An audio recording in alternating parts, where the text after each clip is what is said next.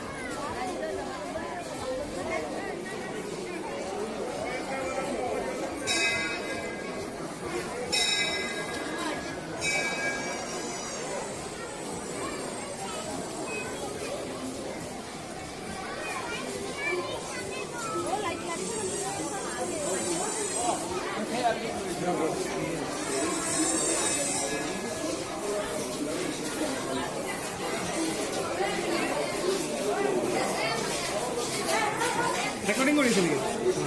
2 minute দেখাই দিওঁ recording post কৰকচোন এবাৰ আচ্ছা নোহোৱা এই কালি দি বান্দৰত থকা বুলি কৈছিলোঁ এইটোৱে আছে বান্দৰ এই বান্দৰ ক'ত নাৰিকলৰ ওপৰত আছে চাচোন